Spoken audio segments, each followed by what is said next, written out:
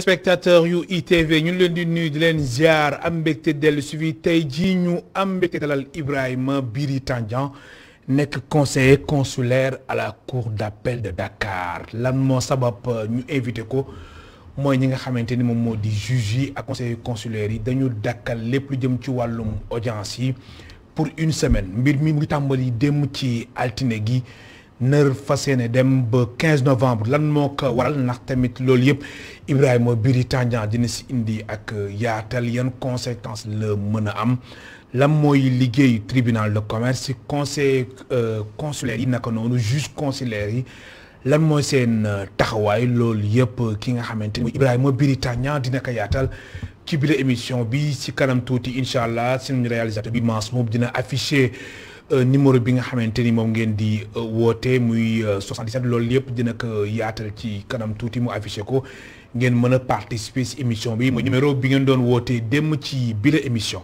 Ibrahima Biry Tandian maa lay dalal jàmm ci plateau Kennu Askan Wi fii si ITV. jërëjëf monsieur Cissé maa ngi lay nuyu di la sant di nuyuwaale seen téléspectateurs yëpp. maa ngi ñaan yàlla li ñuy wax fi am njëriñ pour askan wi ñu mun si jëlee dara. te ñu jeexal émission bi si alhamdulilah rabbil alamin. oui alors Ibrahima Biry Tandian nga nekk conseiller consulaire ci cour d'appel de Dakar. conseiller consulaire d'abord mooy lan. alors conseil consulaire da nga may jox occasion sax may lever benn équivoque boo xam ni depuis démb xam naa ni yenn presse yi ñu ngi koy dawal. moom mooy ne ñu bëri dañ ne magistrats yi dañoo nekk grève. te alors que demeewul noonu. demeewul noonu en réalité magistrat fonctionnaire la. boo xam ni dafa génn école normale d'administration ou bien ENAM. te fonctionnaire boo xam ne amul droit de faire la grève. dafa fekk ni depuis 2019 Sénégal dafa jël décision ni day instaurer ay tribunaux de commerce. c'est-à-dire dañoo dem ba constater ni xëy na au niveau des tribunaux lu xam ne dafa concerner les contentieux en matière commerciale yëpp dafa xawoon am ay blocages. investisseurs yi di plaindre ne Sénégal ak yenn dëkk Afrique yi sax seen justice dafa yéex ci suñu affaire ñu jël nag décision ni dañoo créer des tribunaux de commerce. tribunal de commerce nu mu tëddee mooy am nga côté boo xam ne ay magistrats professionnels maanaam lu mu la doon wax léegi magistrats yoo xam ne ENAM la ñu génn loolu la ñu jàng.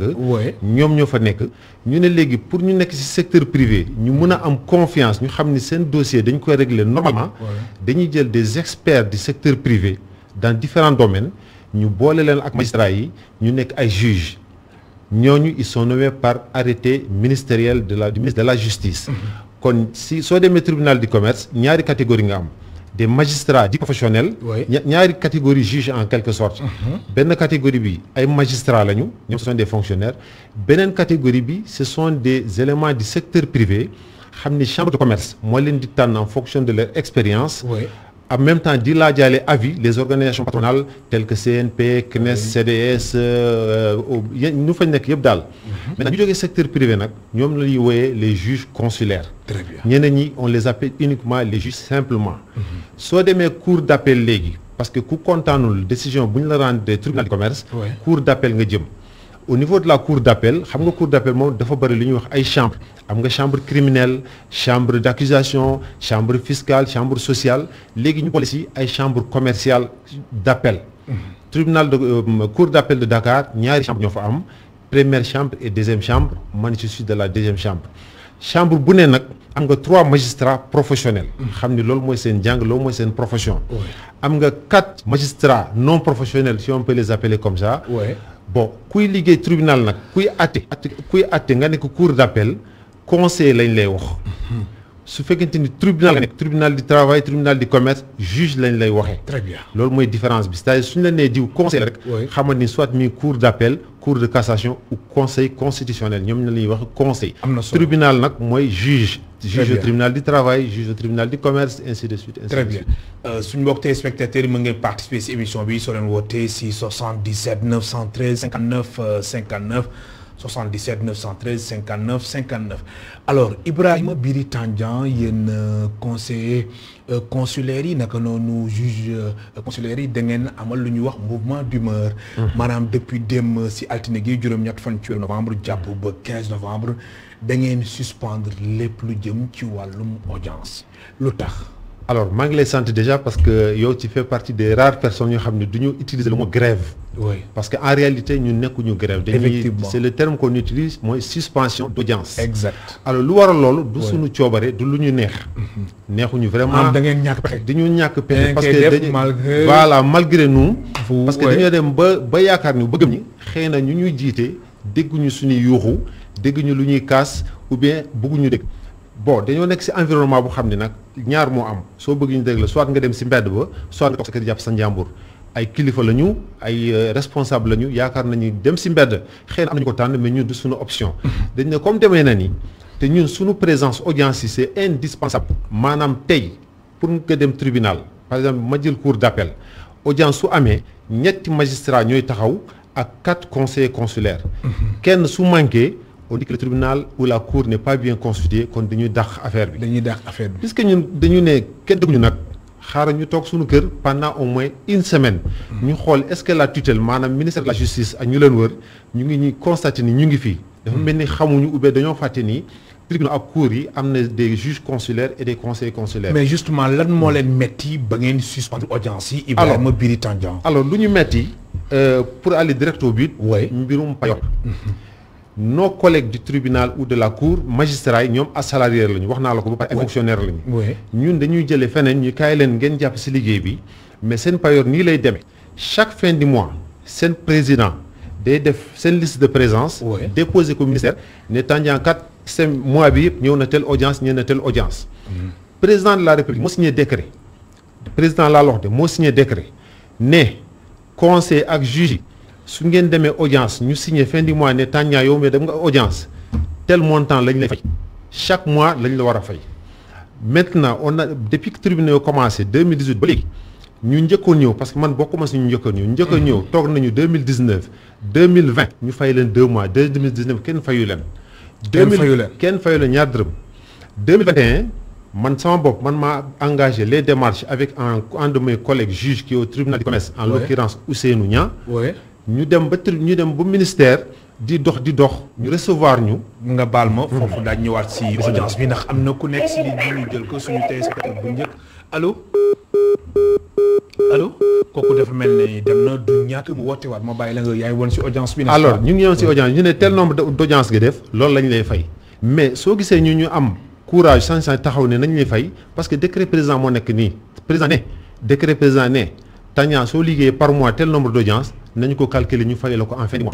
mais ñu nekk fi depuis 2019 nag ngay dem chaque semaine ngay dem tribunal nga fay liggéey ngay def même travail que les magistrats professionnels ngay liggéey ngay àtte sur des montants qui portent sur des milliards des centaines de millions fin du mois nga déposé ñu téye ko 2020 la ñu fay janvier février mars avril 2021 ñu arrêté ko am na arriéré 2020 am na ñu xam ni les conseils par exemple 2020 kenn fayu leen dara. am na juges yoo xam ni 2020 2019 2018 kenn fayu leen dara. ñu def les démarches nécessaires nag bon ñu dem ñu ne ñu désormais pour 2021 dootu leen am problème. ñu ne ko wallaahi alhamdu. ngeen toog di xaar. ñu toog di xaar. chaque mois 2021 bi di dem te ñu fay ñu ba mois de novembre. ñu continuer di woote ñu ne xaalis amu fi ma ne état na bu waxee noonu état budget la. suñu leen ministère de la justice am na prévision la. baal ma am na ku nekk si ligne bi allo. kooku dem na alors état day fonctionner ak budget je pense que techniciens yi defar budget au ministère de la justice sóoraale nañu les juges et les conseillers consulaires ñun laajuñu faveur laajuñu leneen dañ ne dañoo liggéey fay leen ñu bu nu kenn wax ni secteur privé ngeen joxe am ngeen yeneen. j'ai l'habitude de dire que am na nga bëgg wax ne daal ñoom lu tax fayul leen dañ ni yéen am si la jàpp. voilà alors que loolu du wax parce que fii am nga ministre bu nekk maire day jot salaire ministre salaire u maire. am nga directeur de société bu nekk maire. jot ñaari salaire am nga député maire bu jot ñaari salaire. yooyu ay xam ni amul maanaa loolu moom amul maanaa. am na ku nekk si ligne bi allo. alors Ibrahima Biri Tandian ngeen suspendre audience yi ngeen jàpp ni li nga xamante ni moo di somme globale bi depuis 2018 toll na si 153 millions 600 mille francs CFA. kon daal bii la somme yéen a ngi koy xaarani su ko defee ñu mën leen ko séddale yéen ñëpp ba léegi amul kenn ku si jot. am na sax si juge yi kenn ko xam ne wii si na borom. yoreel nañu état du Sénégal yoreel na ko quelque chose comme 6 millions te mi ngi décédé ça fait 2 ans ou 3 ans. ñun dañuy am gàcce di dem tàllal loxo alors que njabootam mi ngi fii jotuñu dara. te dafa liggéey te xool yenn décision tribunal du commerce tey yàlla dafa dogal ni turam mi ngi si. kooku tey suñu xeexul ko moom lan la ñu war a def. allo allo allo allo allo allo allo waaw. waaw kilifa gi soo mënee baat la yëkkati kàddu gi ñu dégg la bu baax. allo allo maa ngi lay dégg. ndax déggin bi faible na trop soo mënee yëkkati sa baat déggin bi gën a mën a jàppani allo. allo. waaw bismillah ñu lay dégg. allo. ñu lay dégg baal ñu nga wàññi télé bi. na télé bi koy waxut. allo. allo maa ngi dégg bu baax. waaw bismillah ñu lay déglu. waaw dama doon laaj. affaire sous location. allo. man ne dama doon laaj affaire sous location. ñu jël lu baax ndax déggin bi neexul du ñàkk mu woote waat maa ngi yemoon si somme globale bi nga xamante ni toll na si 153 millions 600 000 francs CFA nga doon expliquer sax benn juge boo xam ne wis na boromam yoreel nañu ko ay bor te kenn fayu ko. alors montant boobu ay cumul la maanaam soo jëlee 2018 2019 2020 2021 loolu lañ ne waa tribunal du commerce. yoreel nañ leen quelque chose comme 100 et quelques millions. waa cour d'appel les deux chambres réunies quelque chose comme 60 millions. Parce que cour d'appel au moins, nous sommes 8 qui siègent de façon permanente. 2 chambres nous avons. Donc 8 conseillers, parce que conseil bouné, am nga ay suppléants. Suppléants ça ñu bari bay nañu même juge sax am nañu bay. Mais montant bobu cumul la. Cumul bobu nak lañu né mais 2 ans 3 ans nit même bu ma tégalé ay 2 ans 3 ans nit duma fay ko té chaque jour, chaque semaine yaa ngi liggéey. Yaa ngi dans des décisions qui resteront gravées dans l'histoire. soo ku am soxla tey koo xool tey sama tur su si nekkul turu juge mi ngi si te ñun ñoo àtte ñun ñoo rendre décision yi. et à la limite on ne protège pas le juge ni le conseiller. mais alors mais lan moo tax boobu ba léegi kenn fayu leen te suñu waxee tribunal de commerce mooy xaalis yi mu fay dugg ndax yéen da ngeen di régler ay litiges jëm ci wàllum koom lan moo tax ak xaalis bi nga xamante ni dafay dugg mbir mi kenn mënu leen fay seen ay indemnité Ibrahima Biri Tandian. waaw xaalis buy dugg tribunal du commerce moom ñun moomuñu ko en réalité. oui am na xëy na provision yi xam ni. bien sûr les justiciables dañu koy fay. loolu si trésor lay dem. bien sûr ñun dans le décret dañu ne que les juges et les conseillers consulaires sont payés sur le budget de l'État du Sénégal. oui alors budget État Sénégal dañ koy voté ça veut dire que bokk nañ si xaalis ba fan la dugg léegi kooku moom. ñu ko yor ñoo xam fan la dugg ak yàlla ñun lu ñu xam dañuy woo ne leen 2021 bi bu leen jooyee dootu leen am problème dañu leen di fay. ñu fay ñu ñeenti weer ñu arrêté. léegi te 2021 bi léegi mu jeex. léegi jeex na tàkk. jeex na ñu mois de novembre benn weer moo si des. te balaa ngay ba régler sa problème il faut nga xaaral xëy na ba mois de février. vote budget dugal fii génn fii. alors ngeen suspendre audience yi pour une semaine mesurer ngeen conséquences yi Ibrahima. waaw dañoo soo gis ñu mesure bi sax wax dëgg yàlla dañoo toog seetaat suñu bopp bu baax a baax calculer bu baax a baax lu ñuy def parce que man dernière audience bu ma jógee seulement. am na audience yu bëri dañu leen renvoyé woon par exemple pour semaine prochaine démb waroon na am audience de la deuxième chambre par exemple à la cour d'appel tribunal de commerce moom chaque jour am na ay audience mais dañu ko pertement la mais pertement boobu kan moo ko causé est-ce que sénégalais dañuy nangu nga liggéey kenn du la fay ou bien dañuy nangu nga kon ni di liggéey parce que suñu waxoon depuis le début lu ngeen di liggéey cadeau la bénévolat la ku ne yaa xam man su ma d'accord man signé naa d'accord naa nañu ma nommé ma liggéey dans le bénévolat mais dañu ma ne da ngay liggéey nga bàyyi sa benn liggéey bu ngay def sax am na loo siy bàyyi pour nga mën a ñëw liggéey fii alors dama bëgg a xam ban impact lay am réellement impact bi grève bi ngeen di amal une semaine grève bu ñu am une semaine mun na impacter sur d'abord économiquement xëy na am na ko xam ne tey su jotoon décision am tey ou bien suñu ko attewoon tey mënoon na ko décanter benn situation am na société boo xam ne xëy na suñu amoon seen solution tey seen dañuy sauver seen emploi société am na yoo xam ne xëy na le fait que ñu bañ a siéger semaine bi dina tax ñu dàq ñeen seen entreprise am na xëy na koo xam ni suñu décision démb la doon xaar pour am benn prêt bancaire ce sont des éléments yoo xam ni les gens les négligent mais dafa am na ko xam ni xëy na société am dem su dépassé woon pour qu'on déclare la cessation de paiement xëy na c'est fini pour lui yooyu yëpp sont des éléments encore mais neexuñu ñuy toog une semaine duñu liggéey non su doon suñu sago chaque jour ñu dem àtti alors est-ce que yaakaaroo leen état au Sénégal rawatina ministère de la justice dina si jël ay dispositions balaa yàgg ndax gis nañ fi greffier yi nekkoon si juste di syndicat des travailleurs de la justice suñu doon dem grève état bi wala ministère de la justice dafay indi lu ñuy wax ay gendarme ay greffier ad hoc alors yéen ngeen fët neen taxaw une semaine def suspension des audiences des activités ci tribunal de commerce est-ce que yaakaar ngeen ni état bi kilifa yi dina leen seetaan boobu ba léegi yéen ngeen toog dara du am. bon ñun lu ñu yaakaar comme yow da nga ni yéen seen présence. dafa indispensable elle est indispensable. c'est-à-dire même gendarme greffier la mënu remplacer. oui gendarme mënu remplacer juge. effectivement même en matière pénale la surtout. oui mais dans les tribunaux de commerce et les kon pexe amul. non pexe bu am mooy. oui nañu jël suñu situation au sérieux ñu régler ko. te man yaakaar naa ni. que la tutelle le ministre et le président de la république yëguñu ko vraiment. loolu laa yaakaar. parce que nga jàpp ni tutelle bi yëgu ko. jàpp naa ni que le président de la république et le ministre de la justice yëguñu ko. parce que ministre bu mu yëgee ni par exemple que transmission yenn documents yi day yéex moo jël bikam ak feuille mu bind premier président de la cour d'appel ne damaa bëgg désormais ngeen gaaw déposer situation juge ak conseiller au niveau du ministère pour ñu fay leen. kooku temps yooyu la woon xëy na li yëgu ko. su ko tamit réagir mais le problème bi fan la situé est-ce que waxtaan ngeen si ak njiitu tribunal de commerce bi. alors ñu nekk tribunal du commerce le tribunal du commerce est présidé par le président du tribunal du commerce en l'occurrence le juge Lamotte. oui Malick Lamotte. qui est très sensible au problème. c'est quand même professionnel la. xam na l'apport que les juges consulaires apportent à cela. au niveau de la cour d'appel xam nga cour d'appel ku ko jiite premier président de la cour d'appel lañ koy wax.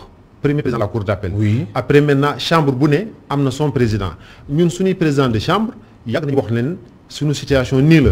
yàlla xam na ni ils sont compatissants. ils comprennent la situation bi neexu leen mais face au mur xam nañu amatuñu pexe. ñun kenn su naree tardé sax dañuy def des gymnastiques yoo xam ne pour remplacer kooku tout ça pour bañ a dàq audience. léegi état lu mu def mooy waxtaan ak pas waxtaan sax xëy na soxlaguñu audience palais soxlaguñu audience le président de la république joxe des instructions et que sans délai qu'on règle ce problème là. parce que ñun comme nu ma koy waxee rek soxlaguñu cours sur les finances publiques non lu ñu soxla mooy dañ ne budget 2020 def nañu ko kon su fekkee def nañu ko suñu payoor mi ngi ci biir nañ ko def. xaalis fu mu dugg. il y a des institutions spécialisées pour faire le contrôle le budget fan la dugg lan la ñu ko defee loolu yëpp. mais il est inacceptable que tey yow ngay àtte des dossiers portant sur des grandes sommes d'argent yow sa bopp kenn fay la. te loolu ce n'est même pas bon. oui ba fàttali suñu mbokk téléspectateurs yi ñu ngi dalal Ibrahima Biry Tandian nekk conseiller consulaire ci cour d'appel de Dakar ñu fas yéene waxtaanee lépp lu jëm ci wàllum taxawaayu tribunal de commerce ndax ñoom depuis dem dañu amal lu ñuy wax dakkani seen audience yi suspendre seen audience yi depuis dem alors audience yi ngeen suspendre pour une semaine. soo leen toogee ba le 15 novembre incha allah amoo leen dara benn réponse positive ban taxawaay ngeen fas yéene amal yéen ñii di collectif des juges et conseillers consulaires Ibrahima Biry Tandian. waaw lu ñu def nii am nañu yaakaar ni que kilifa yi gis nañu dégg nañu lu ñu def des vidéos parce que tout le monde en parle. avocat yaa ngi ni demaat delluwaat seen cabinet parce que audience amul justiciable même chose. tubaab lu ñu waxee nekkuñu dans une logique de confrontation avec l'autorité. maanaam yéen daal da ngeen di yëglu daal. ñun dañu bëgg yëglu parce que dañoo ñu fay leen yéen li nga xamante ni. voilà xam nga xale. su xiifee xool papa jox ko lekk. wala yaay jox ko lekk day tëdd dafa yuxu. su boobaa ñu ne ko lan la. ñu jox ko mu lekk. ñun nag mënuñu génn ci mbedd ba di défiler mënuñu sol brassard rouge leen la ñu am toog suñuy bureau bàyyi tribunal en attendant semaine bi su jeexee dès lundi prochain on reprend notre travail au niveau des tribunaux. c'est pas une suspension illimitée. dañoo def li mouvement d'humeur la pour que l'autorité yëg ni am na lu xew. j'espère que yëg nañu lu xew. lundi 9h30 les juges consulaires iront à l'audience la deuxième chambre de la cour d'appel ira à son audience ainsi de suite. suñu toogee ba ci kanam nañ ñu xam ne vraiment faalewuñu bon am nañ suñu stratégie dañ ne xëy na lii ñii. lu ñu waxoon au début ne tribunal de commerce am na fulla baax na Sénégal nangam nañ ko def. xëy na gëmuñu ko su fekkee gëmuñu ko nag. mais pourtant nag nguur gi teg na ay jéego yu am solo. laataa ñuy créer tribunal de commerce ba sax ñu amal ko siège loolu yëpp ci création bi ñu ni dafa ñëw. pour lépp lu jëm ci wàllum litige commerciaux yi ñu régler ko ndax xool nañ ni bu baax a baax que ni am na dossier yoo xamante ni. fañ ko doon àttee ci tribunal bi dafay am ay retard moo tax dafa jotoon. lépp lu jëm ci wàllum njaay beeg investisseurs yeeg ñoom seen koom ak yooyu ñu créé tribunal de commerce alors ñu créé ko boobu ba léegi. am na ay jéego quand même yu ci jot a am loolu mën nga ko nangu. waaw mun naa ko nangu c'est-à-dire lu may am balaa may ñëw sa question damay am habitude ne. président de la République rôle am mooy nommer ministre rôle am mooy nommer des collaborateurs. oui collaborateurs yooyu. ku ne am nga ci rôle bu nga nar a jouer pour l'émergence des tribunaux de commerce. kon daal ku nekk na nga def sa liggéey. ku ne na nga def sa liggéey. très bien ñun su liggéey mooy. dem tribunal def ay délibération ñëw audience àtte xuloo entre ñun sax. lii moo am loolu suñu liggéey la ñoo koy def joxe des décisions de justice. loolu la ñuy sant loolu la ñuy def. ñu waruñu nekk fii di xoole est-ce que état am na xaalis pour fay ou pas. ministère am na ñoo xam ne ñoo yore suñu dossier ñoom tamit ministre mënu ñëw toog seen bureau di def seen liggéey ku ne na nga def sa liggéey président de la république mënu ñëw toog si bureau ministre di def liggéeyam ce n'est pas possible. posé nañu ay jéego on a trouvé un siège pour le tribunal du commerce au niveau de la cité Gorgui. oui. jël nañu fii chambre africaine extraordinaire nekkoon mais voilà foofu léegi mooy tribunal du commerce soo fa demee matin avocat yaa ngi jaabante. su ma ñu ngi ñëw. les gens qui ont des problèmes société problème bor ak bor problème banque ñëpp ñu ngi ñëw foofu. soo demee cour d'appel am nañu 2 chambres. où on a mis des magistrats de qualité des magistrats de qualité qui travaillent avec nous magistrats yooyu xëy na amoon nañ njëriñ feneen mais simplement pour que tribunal de commerce am taxawaay bu dëgër investisseur bu ñëw fii nga am problème bi da nga xam ne sama dossier dañu ko régler professionnellement sénégalais bu am problème tribunal de commerce da nga xam ne man sama problème atte nañu ko de façon professionnelle et sans parti pris loolu nag ñu ngi koy saluer c'est tout à fait normal ñu suñu audience on les tient au grand tribunal bon xëy na y a des choses à réclamer mais au moins on travaille. très bien on travaille. alors est-ce que lii amul du indi ay gàkk-gàkk ci fonctionnement naka noonu ak déroulement bu institution bu ñuy wax tribunal de commerce. waaw bon mën na ko gàllankoor ou bien mën na def en sorte que keneen dans 2 ans suñu nee beneen tàñaaw beneen Cissé demal tribunal de commerce dina man kat dewuma parce que y a 2 ans ñu faññe ko ñu ngi doon yuuxu ne ñoom kenn fayu leen seen liggéey daa metti mais ñun mën na am bu ñeexital sax ba foofu. mais oui parce que même ñu nekk fi déjà am na ñu démissionné. ah bon mais oui. am na ñu démissionné. Il y a des gens qui démissionnent. Il y a des gens qui menacent même d'arrêter complètement. ah bon parce qu'on se demande. est-ce que nag gisatuñu seen bopp dañ jàpp ni ñu ngi liggéey mais kenn jox leen seen gëdd. liggéey bi tubaab lu ñu wax nii. liggéey bu passionnant la maanaam ak jëmee dafa neex comme liggéey. parce que ça te permet nga am sens de responsabilité nga xam les réalités. parce que ate tamit ate yombul. alayhi sallahu hakimil hakimin. yàlla loolu la wax. c'est le maire des juges. ate si dëgg. waaw nit ku am nag la responsabilité ngay ate nga xam ne responsabilité bu rëy nga am mais kooku c'est pas donné à tout le monde c'est 17 millions de Sénégalais ont choisi 4 pour dire que dem leen ate des sociétés des banques des grandes personnes bon loolu leneen la mais il faut donner envie aux gens d'intégrer ces tribunaux là.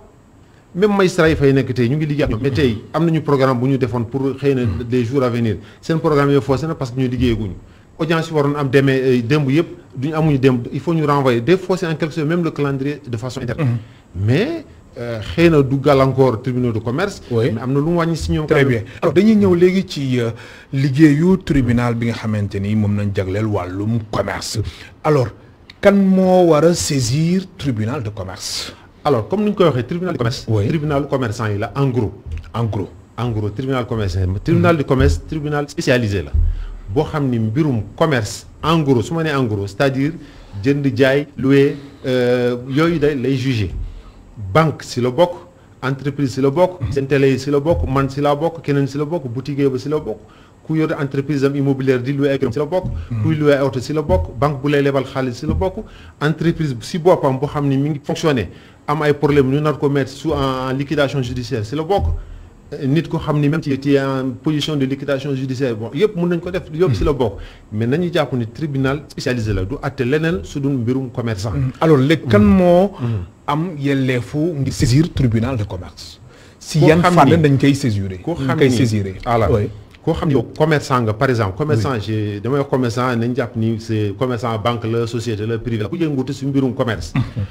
ma joxe exemple par exemple diw yoreel na la xaalis bind ngeen ko ci papier contrat de prêt ne man mi Cissé lebal naa diw 20 millions te ndax la may fay wala nii la may fayee fayu la nga dem ci huissier affaire bi xaw a jaxasoo nga ñëw tribunal da ngay dugal da ngay jël huissier mu dugal benn sa dossier mu dugal ko contrat ba yëpp jox ko juge soo ñëwee tribunal ma ñu woo dossier bi ñu jox ko benn rapporteur parce que tribunal soo fa duggee du ñëw naa te à part là on appelle les petits contentieux affaires yooyu mun nga ñëw ñu juger leen si saa si baa ngeen mais am na yoo xam ni ça demande une instruction au niveau des tribunaux celui qui s'occupe ça ñu ngi koy wax un juge rapporteur alors qu'à la cour d'appel on l'appelle le conseil de la mise en état très bien day def lu ñu wooyee genre instruction lay def maanaam yow loo wax indi sa dossier yow loo wax indi ñu dajale lépp su boobaa ñu toog ñu àtte nit yaa tooñ war nga ko fay li nga waxoon defoo ko war nga ko fay tribunal boo xam ni ku sénégalais africain japonais ku am problème Sénégal fii su fekkee Sénégal fii la xewee mu nga dem tribunal nga saisir ko su fekkente ne léegi tribunal atte na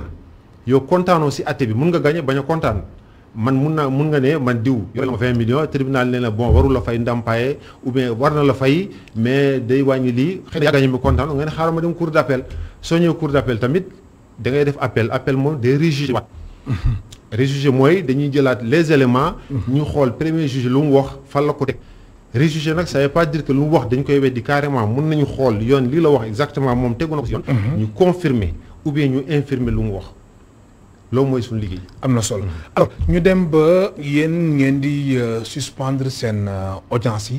lu njëkk la n'est-ce pas. lu njëkk la alors est-ce que lii du indi ay gàllankoor wala tamit ay gàkk-gàkk si objectif yi nga xamante ni moom nañ jox tribunal de commerce objectif yi nga xamante ni ñoom moom nañ doon xaar si justice commerciale. xam nga si dëkk.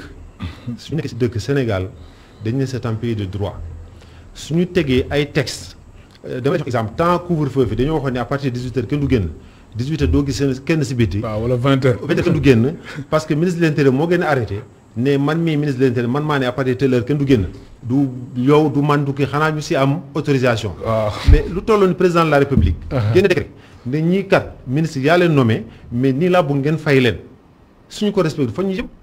président de la république nommé nañu d'accord parce que il fallait nous nommer arrêté ministre génn na arrêté monsieur Biri Tandian est nommé monsieur Fall est nommé ñu ñëpp d'accord on a prêté serment devant la cour en plus ñun dañoo prêté serment da ngeen waat dañoo waat ni lépp la ñu jaarale si yoon du ñu génn si mbedd doo ko wax madame doo ko wax doo ko kenn lu nga àtte si bureau foofu lay des du ma dem su ma àttee sama jawaat sax du ma dem ne àtte naa la tey yow mii su ma yore sa dossier naa toog yow naa naka yow àtte du ma ko wax fenn parce que damaa waat avocat lu ko tënk lu ko téye lu ko war moo ma war man pardon juge lu ko war du ma juge de professionnellement parlant mais sur le plan juridique lu mu yor yëpp yor na ko fu mu war a noppi faa laa war a noppi alors président de la république ne man mii maa génne décret xam nga président su génne décret ne Malick nommé naa la tey ministre ngoon nga gis ay gendarme sa buntu kër ñëw commencé la defaral yëfu ministre mais président ne leen ñii fay leen man maa ko signé mais fay ñu suñu defee loo jàmm ne ñooy. mais est-ce que du mbirum procédure wala mbirum lenteur administrative moo tax ba mbir mi tagga tembe demul dikkul ñu fay leen ñeenti weer rek si weeru si atum 2021 bi nga xamante ni daanaka jeex na. Ibrahima mënuñu comprendre loolu d'autant plus que man toujours si décret bi laa koy jàppe rek dañ ne ils sont payés sur le budget de l'État. oui budget de l'État année bu ne la. te prévision la de. prévision la ministère bu ne da ngay dem assemblée ñu jox nañ la 350 milliards. waaw si 350 milliards yi. fois sa affaire bi su ko laajee ñu def assemblée nationale def loi de finance même pour loolu dernière fois bu ñu defee loi rectificative dinañu bu leen jaaxle loi rectificative dugal nañu si seen arrière yëpp ba keroog deuxième loi rectificative soo génn première loi bokkuñu si xanaa année baa ngi jeex il faut être sérieux on peut pas continuer ñun ay kilifa lañu nañu wax dëgg xaalis am na nañu wax xaalis bi fan la nekk su fekkee xaalis amul nee lañu xaalis amul amuñu lu ñu leen fay su boobaa ku nga jël sa responsabilité su d'accord nga ni je travaille pour mon pays gratuitement nga def ko su la neexee soo ne man ma di xëy matin et soir di ñëw fii di perdre sama temps fii xaaj nañu ma une partie de sama liggéey mënuma bon yaa xam nga def mais lu ñu arrêté la suñuy collègue magistrat am nañu indemnité am na salaire chaque fin du mois du seen bureau dañu koy verser seen compte directement te am na loo xam fu ñuy toog daal la ñuy toog daal la ñuy toog xëy na ko sa téléphone ñu la kii nga gis ni de ñangamtaanu million wàcc na sa kii mais c'est tout ñun tamit dañuy liggéey ñun sax suñu boss moo gën a métti parce que da ngay liggéey ba pare da ngay liggéey ba pare ñu ne la léegi jëlal nga yóbbu ko ministère xool waaw Tandian est-ce que ñëw nga fii nga di va et vient nga di va et vient mais c'est pas sérieux parce que ñu fa nekk suñuy nawle nañu. oui suñuy nawle lañu. xëy na c'est lan la ñu wute. mooy formation bi ñoom. ENAM la ñu génn ñun génn gu ñu ENAM. mais dossier bu ñu gis am naa dama koy gis lu ñu àtte nañ xam ni man ak ñoom ñoo ko àtte te ñoom ils sont conscients de cela encore une fois. affaire métti na malheureusement mënuñu wax. alors dañuy faral gis ni di wax ni le temps de la justice n'est pas le temps des autres wala n'est pas le temps de la presse. alors yéen ñi nga xamante ni yéen a yëngu ci wàllum tribunal de commerce. yéen tamit seen temps la demee. waaw loolu moom wax bu dëgg la parce que comme nu ñu ko waxee tribunal daa am temps. oui ñun kon yéen amul daal foofu ay yëfu comme nu ko ñenn ñi di jàppee entre guillemets wala comme nu ko politicien di waxee nii ça dépend si agenda bi yéen. amul ay pression si ay. ñun lu may njëkk homme d'affaires wala investisseur wala loolu. quel yéen xamoo leen loolu wala. quel que soit alpha. Macky Sall président de la République soo amoon benn société tey en tant que président xaw ma yoon permettre ko mu am ko wala jabaram am société. mu ñëw si ñun dossier yow Massamba wala Mademba temps bu muy jël lay jël on travaille sans pression kenn mënuñu teg pression loolu moom na leer te lu ñuy àttee si yoon lañu ko jaarale. parce que nous sommes 7 dans la salle à délibérer sur des dossiers xam nga Tandian kese mënul influencer 6 personnes keneen mënul influencer. amul téléphone bu mun a sonné ne def leen lii ne musul am su amee tamit xanaa feneen la mais pas dans les tribunaux de commerce sunu temps nag sunu temps la. oui c'est pas parce que dossier ñëw na tey cour d'appel sa dossier su duggee mun na dem ba 2023 du ñu àttee. 2023. waaw mun na dem ba 2023. lu tax lu moo tax loolu. parce que kii dossier wu dugg tey atum 2021 9 novembre. par exemple yow ñu ba 2023 oui. ñu àttee le tribunal du commerce tey. da nga am différent ak benn banque. bon xëy na yow yaa gagné banque bi ne damay appel. ñu ñëw au tribunal à la cour d'appel mais cour d'appel d'abord fekk nga fa yenn dossiers yi te loo xam ne jàpp nañ ko tey rek dañu koy dénk celui qu'on appelle le conseil de la mise en état te tribunal ñu koy le rapporteur juge de la mise en état mooy lan moom mooy en matière criminelle celui qu'on appelle l'instruction. oui instruction mooy dajale enquête def. oui juge d'instruction. voilà ñu ni du premier cabinet wala deuxième cabinet ainsi de suite. si ñu nag le conseil de la mise en état moom mooy constituer le dossier. da nga ni dama laa yoreel mu ne la indil ma contrat. su boobaa mu ne yow fay nga ma ne non fay man ndax lii moo tax mu ne lu tax nga ni papier bu ma bind mu ne ma indi papier boobu nga bind mu ne yow tamit da ngay tontu nga ne waaw damay tontu après nga tontu moom tamit du benn dossier boobu la am na des dizaines de dossiers su amee sa dossier teg ko na lee xanaa mu jëlaat beneen mais du focaliser wu si uniquement tel dossier parce que tel la ou bien parce que tel banque la non temps boobu nag su ko defee ba pare day def ay conclusion am si conclusion yooyu la ñuy liggéey ñun tamit. te mënuñu pour des raisons d'efficacité mënuñu délibérer ces 10 dossiers par exemple en une semaine c'est pas possible. su boobaa xëy na du ñu am lu ñu def. mais quand même est-ce que tamit jotul Ibrahima Biri Tandian yéen yàggaay yi si yéen dossiers yi nu muy yàggee. est-ce que jotul ñu xool nuñ ko wàññee quand même. waaw dossier pour ñu. c'est vrai yéen seen temps wu presse bokkul. mais est-ce que jotul tamit ñu xoolaat doxalin bi. pour dossier yi yéen dossiers yi dafa bañ a yàgg. yéen yàgg loolu yëpp lu ñuy am habitude la ñuy wax rek. nañu recruter des nouveaux magistrats. Très bien. Les former en un temps record mais bien. Et aussi il faut moderniser les tribunaux modernisation du tribunal mooy lan. mais loolu yàgg nañ ko wax de. modernisation mais parce que dañoo ñëw tombé si ay juges yoo xam ni dañoo moderne déjà. dépassé nañ temps yoo xam ni juge de guddi ak bëccëg di bind arrêt 50 pages non dépassé nañu ko ordinateur moo xew léegi. oui. recherche documentaire si internet lay nekkee. léegi xarala yu bees yi ñu. voilà dootoo nekk des grands codes civils ngay xool ngay soj ngay sonn poussière bi lay sonal dem fii bibliothèque fii xëy na page yu ñu xotti loolu amatul. effectivement donc dañu war a moderniser. moderniser mooy lan tous les tribunaux devaient être connectés à l'internet. D'ailleurs c'est vrai qu'il y a l'agence de l'internet de l'État. oui l'agence de l'informatique de l'État ADIE.